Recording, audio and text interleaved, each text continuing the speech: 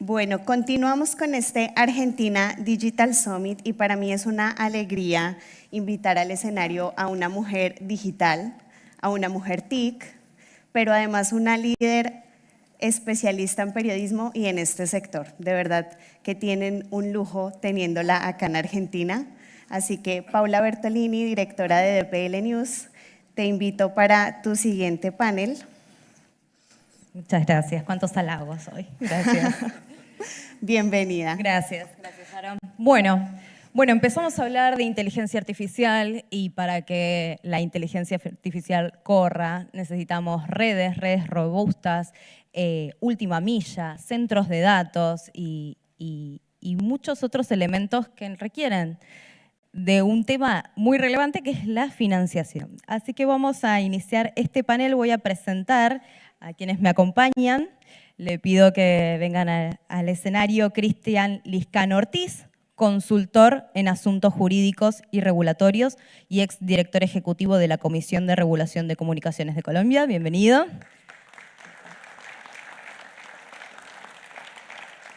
A Juan Ignacio Crosta, director y cofundador de Blue Note Management Consulting. Bienvenido. A Enrique González, socio director de EFTS Group. Bienvenido, Enrique. A Rodrigo Ramírez Pino, presidente de la Cámara Chilena de Infraestructura Digital. Y nos van a estar acompañando de forma virtual Inmaculada Cava, analista de política de la Organización para la Cooperación y el Desarrollo Económico,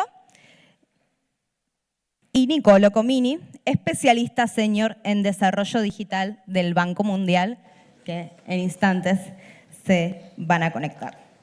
Bueno, bienvenidos, un panel grande.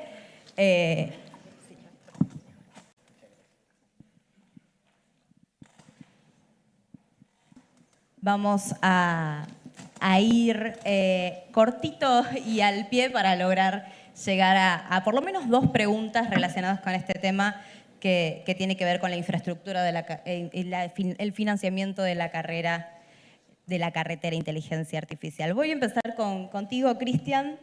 Desde tu perspectiva, desde tu experiencia en Colombia y en la región, en este panel vamos a abordarlo desde perspectiva global, desde perspectiva regional y por supuesto desde la local. ¿Qué mecanismos de incentivo a la inversión son hoy indispensables para acelerar no solo el despliegue de nuevas redes, sino también para mejorar la latencia y la calidad de las redes ya existentes? Muchas gracias. Pues primero que todo, un saludo muy especial a todos, agradecimiento a mi amigo Jorge, a ENACOM por la realización de este evento.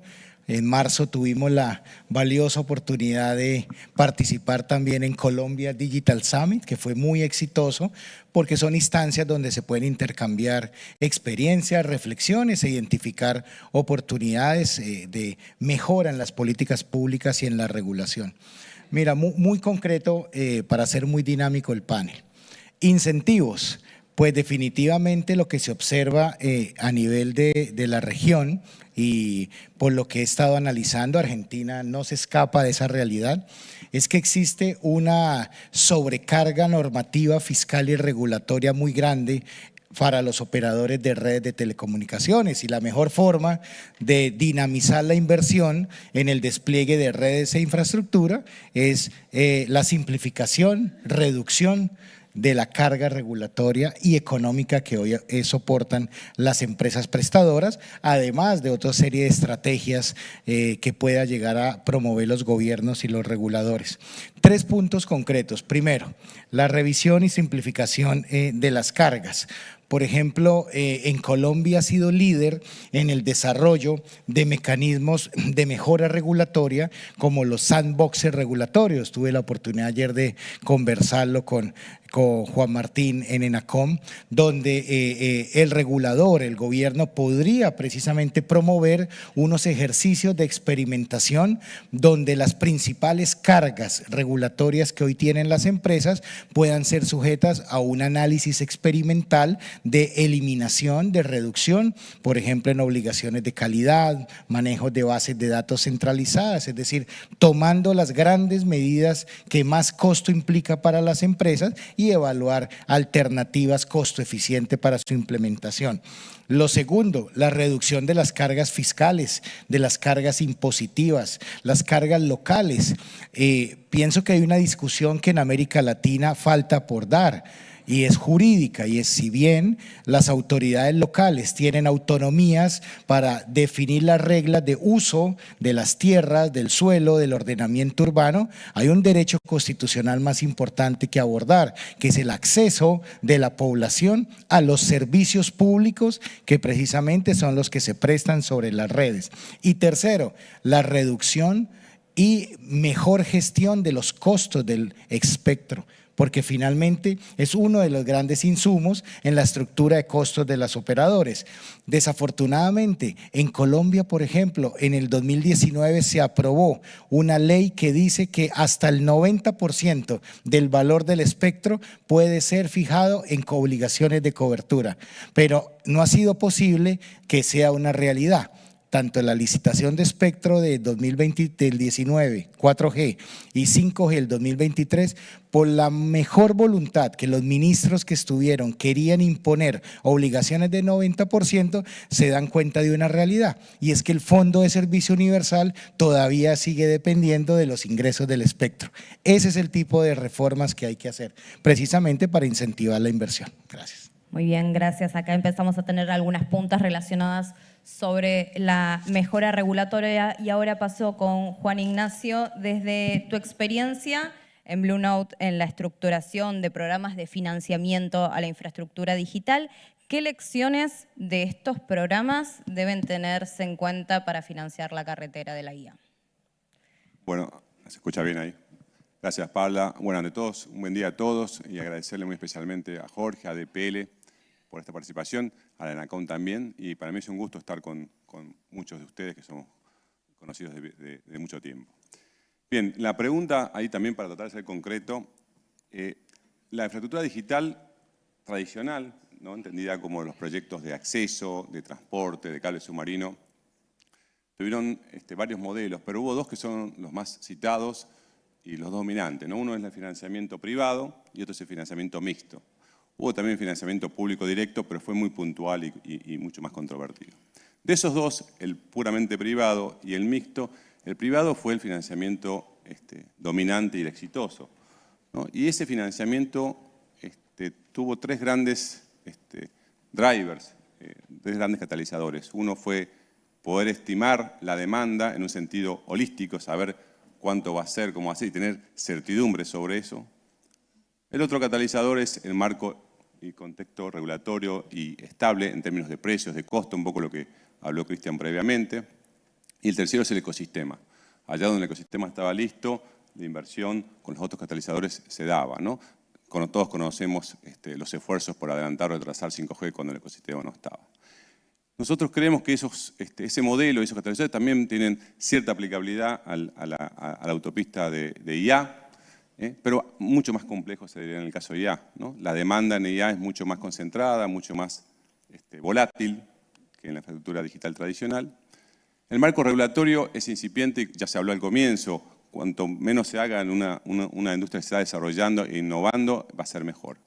Donde sí vemos un accionar conjunto del Estado y el privado es justamente en el ecosistema, ¿no?, que es algo determinante, en un sentido amplio, no solamente lo que se habló de infraestructura eléctrica, de conectividad, sino también en cosas transversales como ser el uso eficiente y el acceso a datos, la ciberseguridad, que creo que es algo pendiente en Argentina y creo que también en los mayores países de Latinoamérica.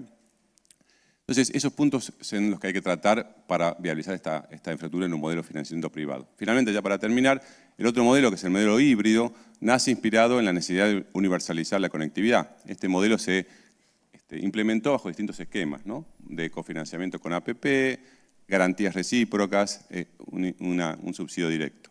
Nosotros no creemos que este modelo tenga una aplicación tan directa. Estos modelos, no hablar en detalles sobre su éxito o su fracaso, sí fueron controvertidos, donde el principal punto de controversia fue la capacidad que tuvo para poder estimarse la demanda, dónde y cómo se iba a dar, ¿no?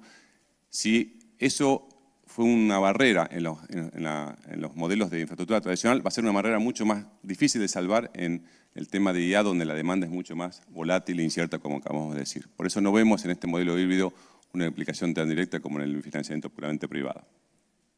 Gracias, Juan. Vamos con Enrique. En la presentación de Edwin de la CEPAL hablaba de la importancia de los datos, de las métricas, ¿no? Y bajo el diagnóstico actual de Argentina, ¿cómo convencemos a los inversores de que financian los centros de datos, las redes de última milla, si no tenemos primero una métrica clara y empírica del valor de los datos que van a circular por estas infraestructuras? Sí, gracias Paula, gracias Jorge Fernando y a la ENACOM por la invitación, extraordinario evento. Más allá de la Argentina, hablaré de mi experiencia en términos regionales y creo que podríamos decir que no es falta de capital, sino falta de certidumbre. En nuestra región encontramos una deficiencia de información, de datos en términos de evidencia empírica, territorial y verificable. ¿A qué voy? Típicamente tenemos fragmentada la información en distintos entes, encontramos una asimetría como tal desde el lado privado, del lado oficial, regulatorio, la academia, etcétera.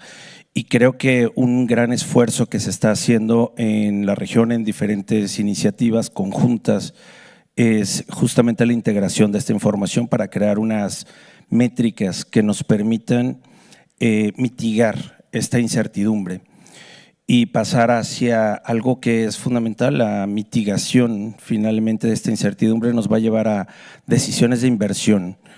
Insisto, no considero en este punto que nos haga falta tanto temas de convencimiento, sino para capitalizar cualquier proyecto que tenga que ver con la reducción de la brecha digital, el desarrollo de infraestructura, como se ha mencionado. Lo que requerimos es tener información confiable, completa y sobre todo muy actualizada.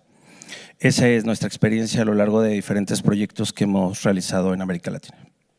Gracias. Y para completar la experiencia internacional, antes de pasar a los organismos internacionales, está Rodrigo Ramírez Pino de la Cámara Chilena de Infraestructura Digital. Rodrigo, Chile es un referente para nosotros y para América Latina de conectividad digital. ¿Cuál crees que es la receta en cuanto a esquemas de inversión que países como Argentina pueden replicar? Muchas gracias, Pau. Muchas gracias, Jorge Fernando, ENACOM, a este maravilloso lugar y esta maravillosa ciudad. Así que para nosotros y la delegación que me acompaña, nuestra vicepresidenta de la Cámara Chilena de Infraestructura Digital, los miembros y socios de la Cámara que también participan durante esta jornada, así que para nosotros es muy grato, como siempre, estar acá presente. Chile pasó de tener 4.000 kilómetros de fibra óptica el año 2008 a tener hoy día más de 300.000 kilómetros de fibra óptica. Es el país que más fibra óptica ha construido del mundo en los últimos 4 años. La expansión y el consumo de datos pasó prepandemia de tener 13 gigas per cápita, hoy día tener 27 gigas per cápita de la red móvil y pasar de 100 gigas per cápita de la red fija, hoy día tener 700 gigas per cápita. Es decir, un país exacerbado que ha aumentado la demanda por el uso del dato. Eso tiene 2 dimensiones. Uno, que implica sostener una alta inversión en infraestructura y además ser el país que tiene el costo del giga más barato junto con Italia y Israel del mundo. Somos los países que hoy día un giga en Chile cuesta 0,65 céntimos de dólar. Mira la paradoja. Y donde una industria donde el 97% de la inversión es privada. Y Chile ha logrado tener hoy día uno de los indicadores más importantes, ya Fernando y Sergio en las intervenciones anteriores decían, cómo Chile ha podido liderar los indicadores de innovación, de inteligencia artificial, de adopción, de penetración, de acceso y uso de tecnología.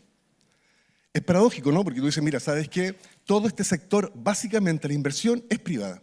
Entonces, no hay una sola receta, ante la pregunta de la Paula, sino que hay varias recetas, pero quizás hay una visión estratégica de largo plazo. Pasan los gobiernos de centro-izquierda, progresistas, de derecha o centro-derecha, y en materia de telecomunicaciones se ha mantenido de manera sostenible una visión de largo plazo. Y básicamente sostenido en una palabra, que es certeza regulatoria. Pero al final del día, tú tienes que sostener grandes procesos y tiempos de inversión en donde la inversión privada, que sostiene el modelo chileno, tiene que tener ciertas garantías y ciertas certezas, tanto regulatorias como jurídicas, para mantener esos largos ciclos de inversión. No es ningún misterio que hoy día nuestra industria es menos glamurosa que hace 10 años. Hay estrechez financiera, básicamente y precisamente por esta ecuación, ¿cierto? Harta inversión y cada vez menos márgenes de crecimiento.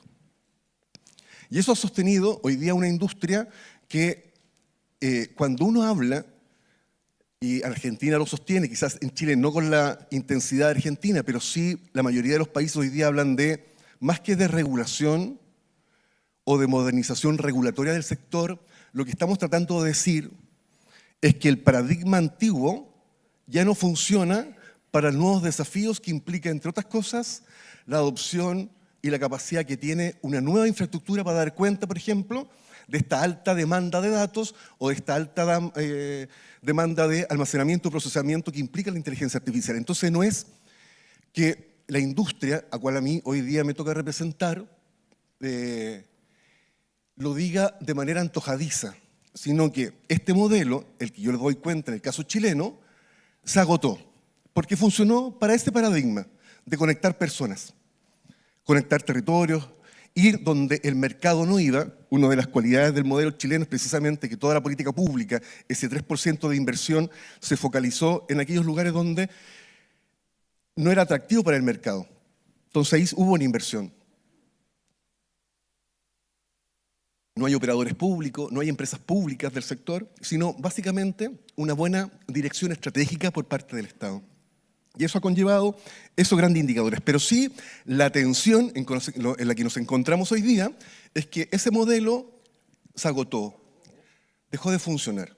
Si hoy día nos presentamos o queremos que América Latina y nuestra región o nuestro Cono Sur presente cualidades excepcionales para entrar en un ambiente competitivo, tenemos que modificar estos marcos regulatorios, sin duda. En eso no hay discusión y por eso nosotros llamamos y convocamos a los reguladores a tener una conversación abierta, sincera y honesta en términos de cuál sería el mejor escenario para poder avanzar en los mismos términos que quizás Chile logró avanzar en su momento. No es que nosotros tengamos una receta ni una fórmula por sobre el resto de los países de la región, sino que ese modelo para nuestro caso funcionó. Sin duda que para el modelo argentino, peruano, colombiano y uruguayo, que también junto con el brasileño expresan y manifiestan y tienen altos estándares tanto similares que el nuestro, hay otros modelos y otras características más particulares. Gobiernos federales, participación más activa del Estado, presencia del Estado en los modelos de negocio, en fin. Pero Chile ha logrado avanzar en esa línea básicamente no por una receta, sino que haber contemplado que habían distintas formas, pero sí con una visión y una visión estratégica de largo plazo. Gracias, Rodrigo. Un actor relevante en este debate sobre la inversión en infraestructura son los organismos multilaterales. Así que en este panel nos acompaña Nicolo Comini, especialista senior del Banco Mundial. Nicolo, tu pregunta sería desde la perspectiva del Banco Mundial, ¿qué rol deben jugar los organismos multilaterales para minimizar el riesgo de las inversiones en infraestructura en países como Argentina, que tienen sus particularidades, ¿no? Asegurando que la carretera de la IA se desarrolle? Bienvenido, Nicolo. Gracias, Paula, y buenos días a todas y todos. Espero que me escuchen. Gracias al equipo de DPL por la invitación. Además, un gusto ver caras amigas en el panel y también en la agenda. Una lástima no poder acompañarlos ahí físicamente. Desde la perspectiva del Banco Mundial, la carretera de la inteligencia artificial no empieza en la inteligencia artificial misma, sino empieza en los fundamentos. No puede haber una inteligencia artificial inclusiva sin conectividad asequible y de calidad, sin acceso a insumos críticos y sin marcos robustos de protección de datos y ciberseguridad. La inclusión en IA es en realidad el resultado de un ecosistema digital que funcione de forma integral. Y en este contexto, el rol de los organismos multilaterales es claro: reducir el riesgo para movilizar inversión privada a escala. Y esto implica tres cosas. Primero, apoyar a los países en la creación de un entorno habilitante. Entonces, garantizar estabilidad regulatoria, competencia efectiva y reglas alineadas con buenas prácticas internacionales. Segundo, estructurar y desriesgar proyectos. El Grupo Banco Mundial, por ejemplo, ofrece instrumentos de garantía que cubren riesgos políticos, regulatorios o de crédito, permitiendo que proyectos como en fibra óptica o centros de datos y en infraestructura digital se vuelvan financiables. Y tercero, aportar conocimiento técnico y facilitar la coordinación entre el sector público y privado, porque muchos proyectos no fracasan por falta de capital, sino por falta de estructuración y alineación de incentivos. En un país como Argentina, donde el talento y la demanda existen, para mí el desafío no es tanto la visión, sino la ejecución. Y la ejecución requiere confianza. Y en última instancia, el rol de las multilaterales no es tanto reemplazar al sector privado, sino hacer posible que se invierta donde hoy el sector no lo haría. Gracias.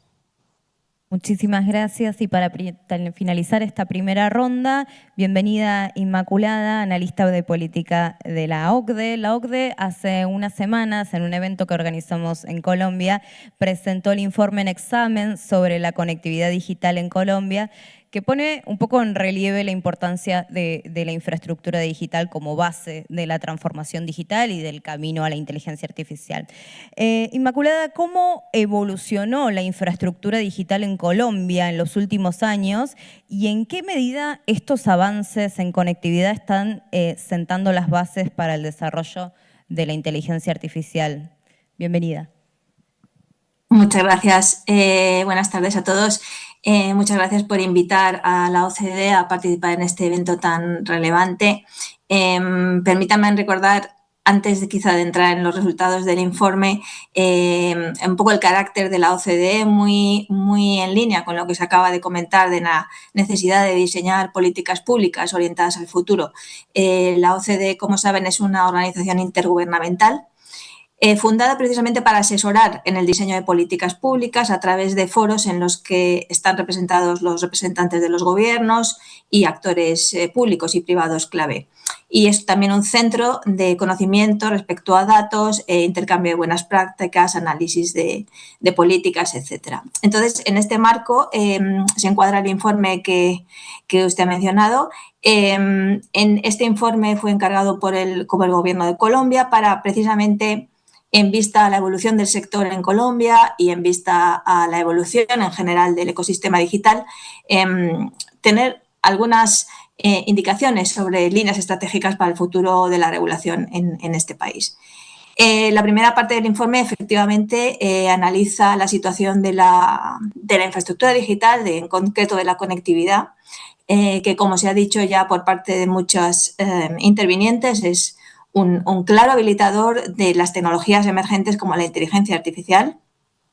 Sin una conectividad digital para todos, de calidad, con una calidad suficiente en todo el territorio, no puede despegar la inteligencia artificial ni se pueden obtener todos los beneficios, ¿no? Entonces, en nuestro análisis sobre la situación en Colombia, podemos decir que se centró básicamente en la evolución en la última década, desde que se hizo el anterior informe. Y podemos decir básicamente, en resumen, tres cosas, ¿no? La primera es que la evolución de la infraestructura digital en Colombia ha sido notable. En la última década se han modernizado las redes de manera muy importante. Ha habido una expansión muy rápida de la fibra óptica, una cobertura casi generalizada del 4G y el inicio del despliegue del 5G. De hecho, a finales del 2024, la mitad de las suscripciones de banda ancha fija en Colombia ya eran de fibra óptica, un nivel comparable al promedio de la OCDE. Esto no es menor, como saben, la fibra, las redes 5G, las redes de alta capacidad, son la base sobre la que se constituye el potencial de la inteligencia artificial y de otras tecnologías.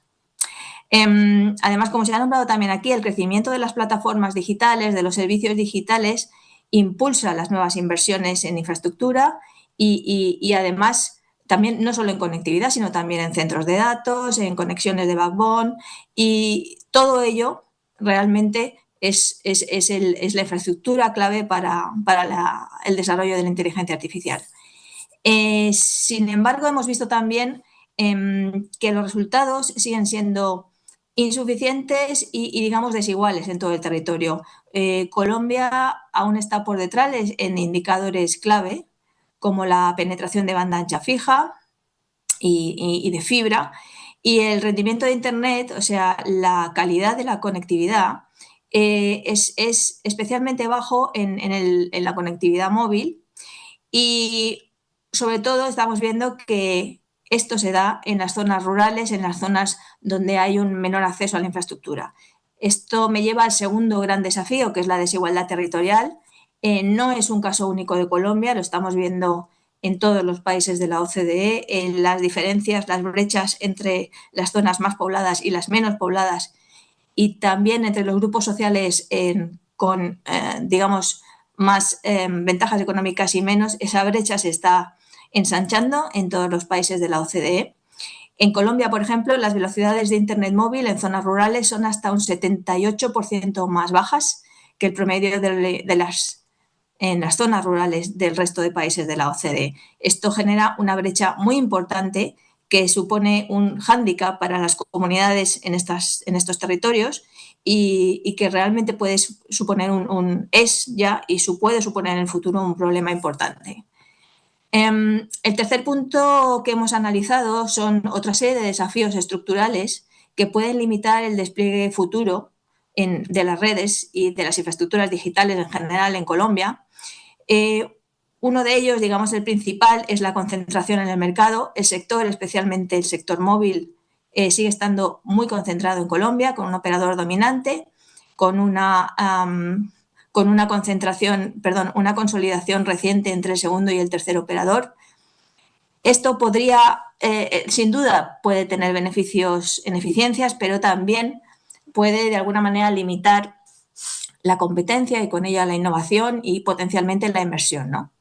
El segundo desafío que estamos viendo es la sostenibilidad y la inversión.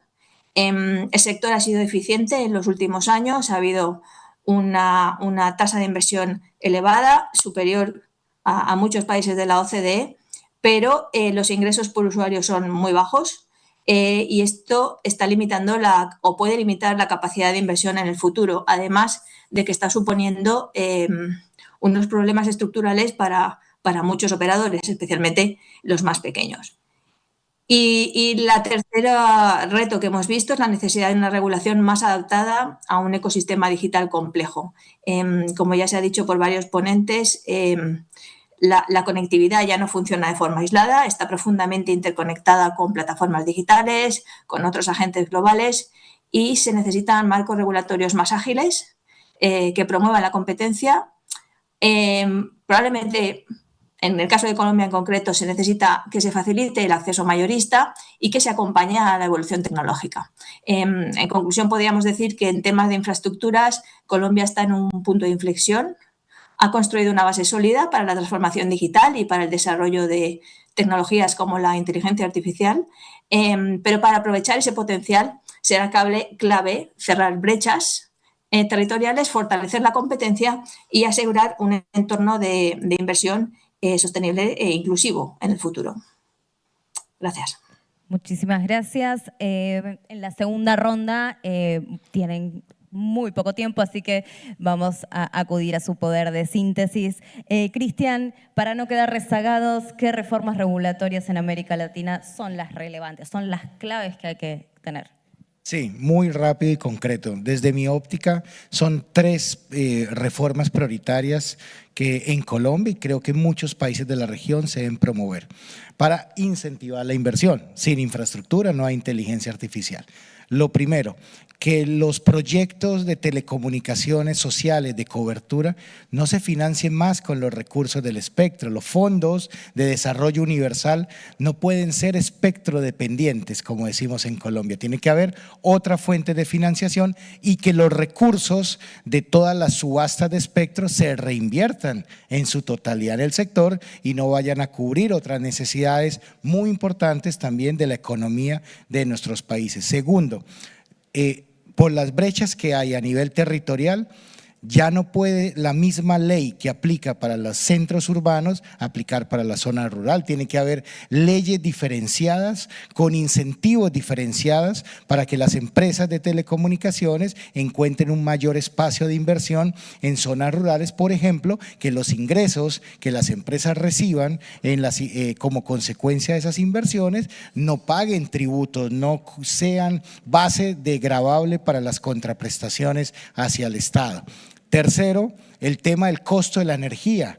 También hay que llevar a cabo alguna reforma para la reducción o racionalización de los costos que hoy la industria de telecomunicaciones paga por el uso de la energía eléctrica, pero que al mismo tiempo incentive que también la industria telco pueda invertir en fuentes no renovables o más eficientes de energía, que ambos sectores ganen y haya una mayor eficiencia. Gracias.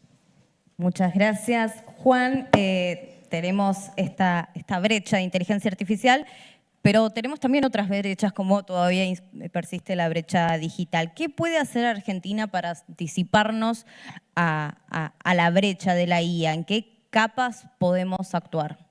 Bien, para hablar de la brecha de la IA, quizás todavía es temprano, pero hay que definir respecto a una situación ideal, ¿no? Y ahí hay 2 grandes componentes. Uno es la situación ideal respecto al usuario final, queremos que todos usen IA, y otra una situación ideal respecto a un ideal industrial, un ideal de producción nacional. Voy a hablar del primero, respecto a la conveniencia, a la necesidad que todos usen IA. Y acá la brecha en IA se asocia directamente a la brecha en conectividad, ¿no?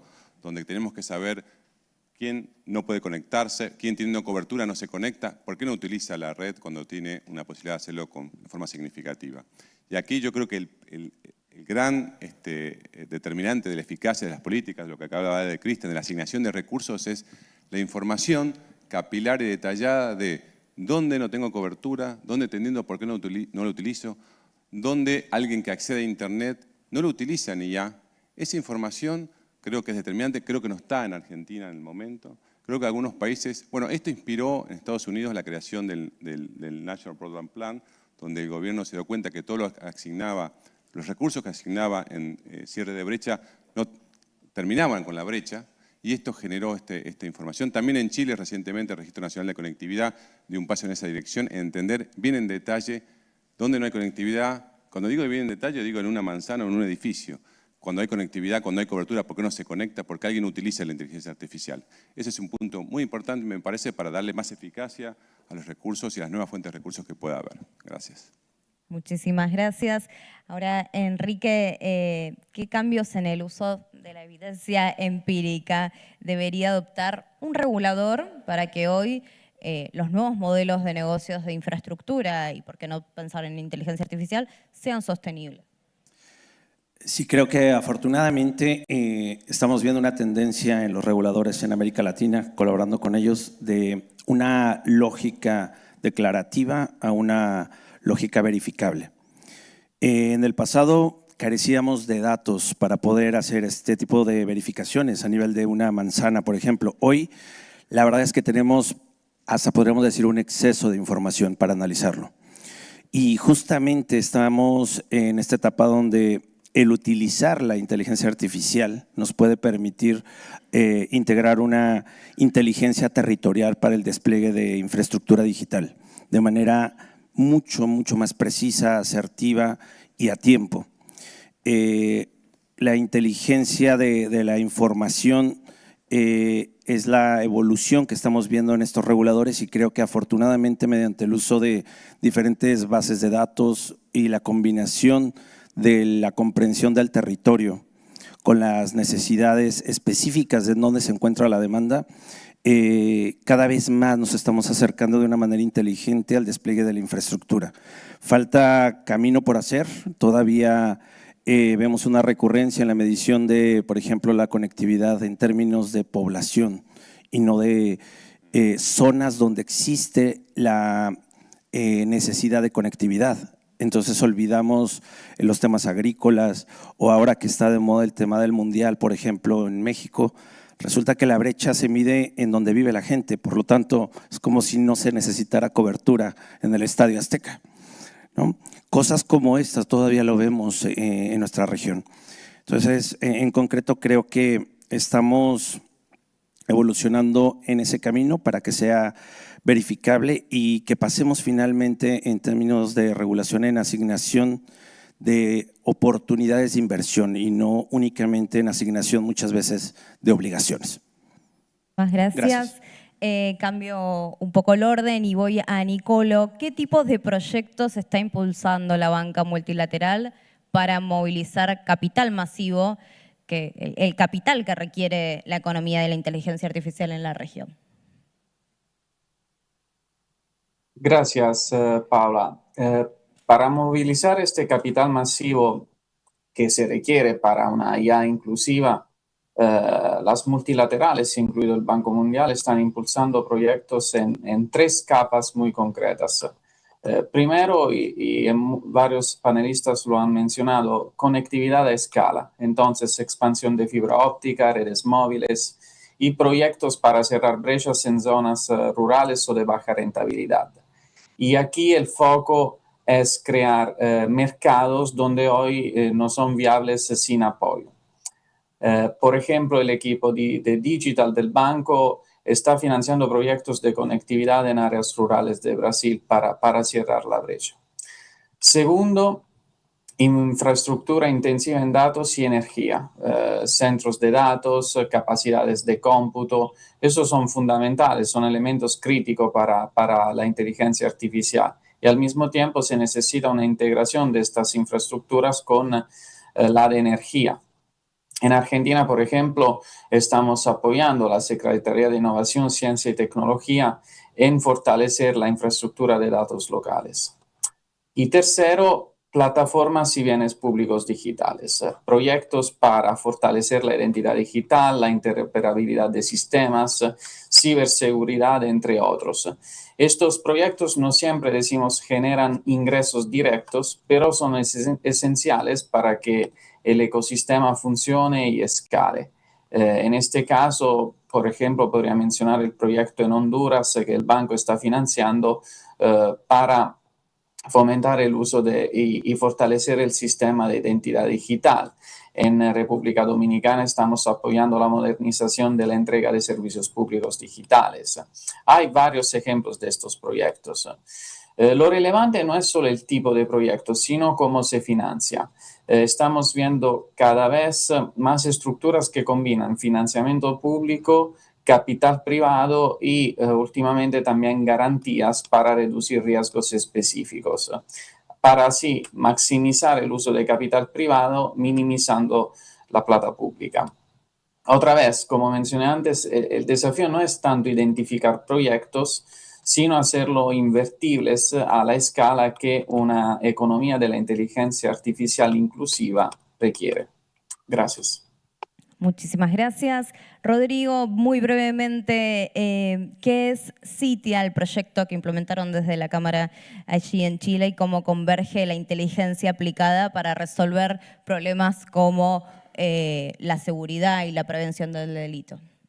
Sí, como poner la pelota un poco en el piso, porque todo esto que suena bastante abstracto, de inteligencia artificial, problema público, capacidades, enlaces, conectividad, me tocó liderar un proyecto que se llama Sistema Interconectado de Inteligencia Artificial para la Seguridad Pública, que tenía 4 objetivos. Y con eso voy a sintetizar y voy a hacerlo lo más cortito posible. Uno, un tema anterior, a mí cuando me tocó ser subsecretario de Telecomunicaciones, tuve que plantear una idea. La presidenta Bachelet me dijo, mira, hay que plantear una idea de futuro. Entonces yo planteé Chile, hub digital del Cono Sur, sin tener nada. No tener nada, no teníamos nada. Teníamos un data center grande en el año 2008. Pero sí nos pusimos un propósito de tener una capacidad de país de 35 megawatts. Dijimos, bueno, al 2030 deberíamos tener 500 megawatts de capacidad como país. Hoy día vamos en 400, en el año 2026. Es decir, todo lo que nosotros hablamos tiene sentido en la medida que haya un propósito. Y volviendo al tema de este sistema interconectado. El principal problema de todos nuestros países es la prevención del delito y la seguridad pública. En corto, nosotros teníamos que armar un sistema que se aplicase algún modelo de deep learning, machine learning, algún tema de inteligencia artificial aplicada a la infraestructura digital existente. Entonces inventamos este sistema que se llama CITIA. La primera pregunta era, ¿es posible conectar toda la infraestructura tecnológica que está desplazada de la ciudad, cámaras, sensores, enlaces, datos, todo aquello, infraestructura que arrojara datos, de proveedores distintos, marcas distintos, protocolos distintos? ¿Era posible avanzar en una integración de esa infraestructura para poner a disposición de las entidades facultadas por ley para prevenir la seguridad pública, Carabineros, PDI, Ministerio Público? Dedito para arriba, sí, es posible generar infraestructuras abiertas agnósticas que posibiliten la integración de toda esa tecnología, china, coreana, israelita, norteamericana, en fin. Todo ese ecosistema es posible integrarlo, dedito para arriba. Segundo, ¿es posible generar sistemas federados o sistemas unificados a partir de esa infraestructura? No es lo mismo la infraestructura que tiene el estadio de Boca Juniors del año 1980, que convive con infraestructura de cámara de vigilancia del año 90, del año 2000, del año 2010, del año 2020. Es decir, las instituciones tienden de ir agregando infraestructura tecnológica a la ya existente y no todas ellas se leen ni es posible generar sistemas unificados. Dedito para arriba, es posible avanzar en sistemas unificados y federados. ¿Es posible a esa infraestructura agregarle servicios convergentes? Dedito para arriba, es posible. Es decir, es posible a una infraestructura, a un diseño tecnológico que estaba con ciertos propósitos, cambiarle o redirigir esos propósitos o esos servicios, es posible. Y lo último, a toda esa tecnología, ¿es posible agregarle algún avance de inteligencia artificial? Es posible. ¿Cómo así? La mayoría, por ejemplo, de la infraestructura que se compra en América Latina de lectores de placa patentes, donde un proveedor alemán no leen placas patentes bolivianas, ni argentinas, ni chilenas, porque el algoritmo fue entrenado para leer placas patentes alemanas. Entonces, un alcalde, un municipio compra esa infraestructura, decepción, no lee placa patentes. No es lo mismo leer una placa patente un día nublado que un día de sol. No es lo mismo leer una placa patente en la Patagonia chilena-argentina que en el desierto de Atacama o de Bolivia. Por tanto, había cierta etnografía de parte de la inteligencia artificial que nosotros deberíamos limpiar. Entonces, sacamos toda esa IA, la limpiamos e insertamos una nueva IA. Pero ¿cuáles fueron los principales desafíos? Por ejemplo, si en el Gran Buenos Aires la policía quisiera ver todas las horas de video para detectar algún comportamiento de un ilícito, no existe capacidad de análisis de GPU en la mayoría de los países de América Latina. No existe. Tenemos que ir a buscar una a San Francisco con suerte. No existe capacidad de procesamiento y análisis de todos esos datos. Entonces uno tiene que hacerlo cada vez más cerca del usuario final, ¿cierto? Es decir, más inteligencia de cómputo, más cerca más edgy, ¿no? Más hacia el usuario final. Por tanto, generamos 3 grandes proyectos y con eso termino. Uno, hoy día todos los sistemas de alerta patente en Santiago, toda aquella infraestructura de un mall que lee placa patente, de una concesionaria de una autopista, están integradas y permite juntarla con la base de datos de la policía, que tiene la base de datos de los vehículos que están encargados por robo, y ha permitido hoy día, en 6 meses de implementación, desbaratar 15 bandas criminales que robaban vehículos.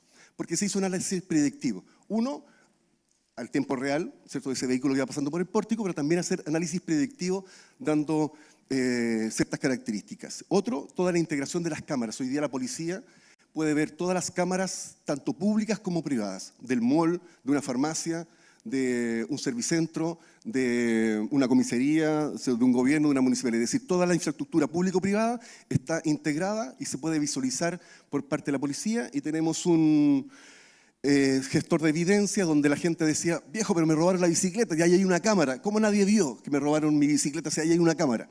Bueno, generamos un modelo de evidencia donde esos minutos de un asalto en un servicentro o te roban la bicicleta sirven como medio de prueba y se asegura la trazabilidad para poder ser un instrumento válido ante el Ministerio Público. Y esos son los 3 productos que ha sacado el proyecto. Y finalizamos contigo, Inmaculada. A partir de las recomendaciones de la OECD, ¿qué rol debería jugar la regulación para incentivar la inversión en conectividad digital y garantizar un acceso equitativo a los servicios de alta calidad? Gracias. Voy a ser muy breve. Puedo decir que todo el papel de la regulación y las políticas públicas en el ámbito de la conectividad están recogidas en una recomendación de la OCDE acordado por los Estados miembros, adoptada por el Consejo en 2004 y actualizada en 2021. Este acuerdo multilateral, multigubernamental, en esencia viene a decir que la regulación tiene que dar certezas para incentivar la inversión, garantizar la competencia efectiva y garantizar que esa inversión se traduzca en acceso equitativo y de calidad para toda la población, ¿no? Entonces, para atraer la inversión, especialmente, por ejemplo, redes de nueva generación como la fibra o el 5G, claves para el desarrollo de tecnologías emergentes como la IA, el entorno regulatorio tiene que ser estable y predecible, algo que parece obvio, pero a veces no es así, basado en la evidencia, que también se ha nombrado antes en un anterior ponente. Es básico que se base en datos y con instituciones sólidas e independientes, porque al final la inversión en la infraestructura digital es intensiva, es a largo plazo y depende de la confianza en las reglas del juego, que tienen que ser estables y fiables. El segundo aspecto es clave. Promover la inversión en sí no es solamente lo único que hay que hacer, se tiene que preservar la competencia. Es decir, no se trata de invertir más solo, sino de invertir mejor en mercados que funcionen bien para los usuarios, ¿no? Sin la competencia efectiva, también hay menos incentivos para innovar y para mejorar la calidad de servicio y para bajar los precios de los usuarios. Y el tercer aspecto es alinear la regulación con el objetivo de acceso equitativo. Es decir, la regulación ahí conecta con la inclusión. No basta con desplegar redes, hay que asegurar que las personas las usen. En este sentido, medidas para favorecer la asequibilidad, la alfabetización digital y los contenidos son fundamentales para cerrar esta brecha. Y, por último, un punto transversal. La regulación tiene que adaptarse al ecosistema digital cada vez más complejo. Hoy los servicios digitales, las plataformas, los servicios OTT están transformando el mercado. Entonces, se necesita una regulación más flexible. Por ejemplo, en este ámbito, que defina claramente qué servicios están o no están en el marco regulatorio, que actualice las herramientas de la competencia, probablemente será necesario en este nuevo entorno, y en cualquier caso que mantenga principios como la neutralidad de red, garantizando la calidad y la transparencia. En conclusión, la regulación no es un obstáculo para la inversión, no debe ser. Al contrario, es una condición para que esta inversión sea sostenible, competitiva e inclusiva, y lo hemos visto, por ejemplo, en el cambio en el estudio de Colombia.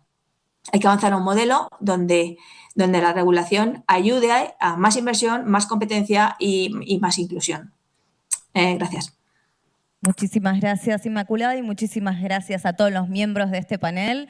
Ha sido muy relevante hablar sobre la importancia de la financiación y qué modelos podemos tomar y qué experiencias y qué datos necesitamos para incentivar esta inversión. Bien, muchísimas gracias.